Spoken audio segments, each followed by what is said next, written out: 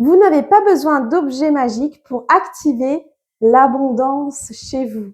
En Feng Shui, pas besoin de milliers de gris-gris. D'abord, on va travailler sur les bases, les amis. On va travailler sur la lumière, la clarté, la circulation, l'ordre, la vitalité, le désencombrement.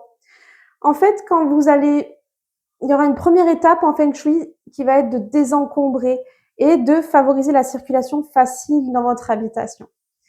Ça a l'air d'être fou, mais souvent on se dit qu'après un bon ménage de printemps ou même un ménage de la semaine, le ménage de la semaine, quand on a fait un petit tri d'un placard, qu'est-ce qu'on se sent mieux? On se sent plus léger.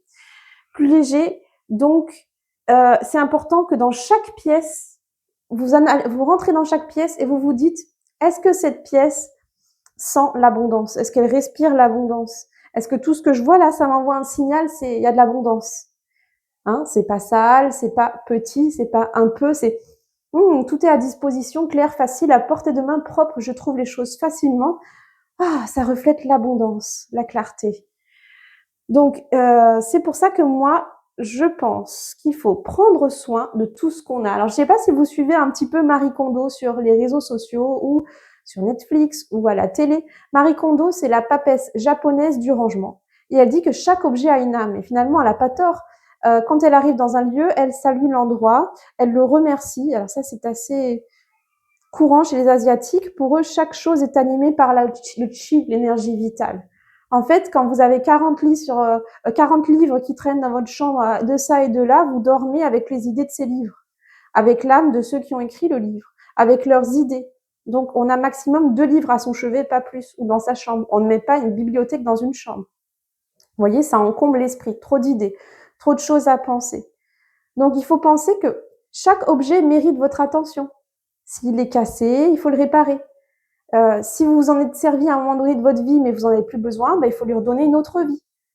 Il faut le remercier, le laisser partir. En fait, le Feng Shui, c'est beaucoup l'énergie vitale. L'énergie vitale, le vivant, tout ce qui stagne, dont on ne se sert plus, est mort. Donc, ça envoie un message inconscient de fatigue, en fait, à notre inconscient. Ah, j'ai un placard plein.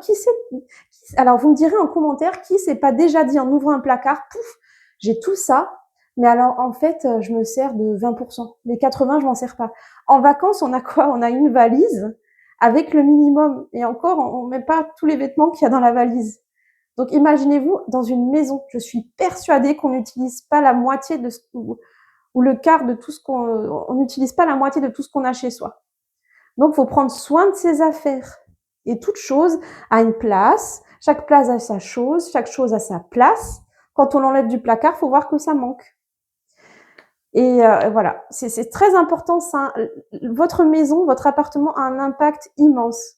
Vous savez, je sais pas si c'était, j'ai lu quelque part qu'il y avait, je sais pas si c'était Bill Gates ou Steve Jobs, qui tous les jours a plus ou moins la semaine les mêmes tenues pour éviter de trop réfléchir et de prendre 50 000, parce que l'être humain prend 50 000 micro-décisions par jour. Donc il y a déjà ça crée de l'encombrement et de la fatigue. Et en plus, chez soi, il y a 1 milliard d'objets, on ne se sert pas du 3/4, encore de la fatigue. Il faut simplifier votre manière de fonctionner et prendre vos décisions dans la journée pour vous fatiguer un minimum. Et pareil, la maison ne doit pas vous fatiguer. Le Feng Shui, c'est avoir une maison qui vous ressource avec une énergie vitale qui circule. Donc, on évite la stagnation, le sombre, l'encombrement. Et puis, je vous assure, quand vous faites un bon tri, un bon désencombrement, vous allez retrouver des moments de votre vie pareil. Il faut rien garder qui reflète les choses qui stagnent, hein, ce qui vous pèse, les mauvais souvenirs, ça je le garde, mais ça me rappelle quelqu'un que j'apprécie pas trop, ou un ancien conjoint, une ancienne conjointe. Ah ça, un tel il est mort, j'ai ta photo dans ma chambre. Non, faut pas garder ça dans une chambre. Ça envoie des messages négatifs à l'inconscient. Donc voilà, pensez pour l'abondance à quand vous rentrez dans chaque pièce, que ça reflète la clarté, le positif et l'abondance. Une plante verte, un endroit bien rangé, des choses qui donnent envie. Il faut que les choses soient, on ait envie de les faire, on a envie de les voir, on a de l'enthousiasme à rentrer dans une pièce, on passe un bon moment parce qu'on va se ressourcer, ou on va chercher ses vêtements, on va les essayer. Donc voilà, l'abondance, ce n'est pas que Un bambou, bien sûr, j'en ai. J'ai du bambou dans ma zone abondance de chaque pièce ou dans certaines zones de mon habitation. Bien sûr, ce sont des activateurs, mais les bases, c'est ça, les amis. C'est déjà ce questionnement et cette étape. Je vous dis à bientôt, chers passionnés de Feng Shui.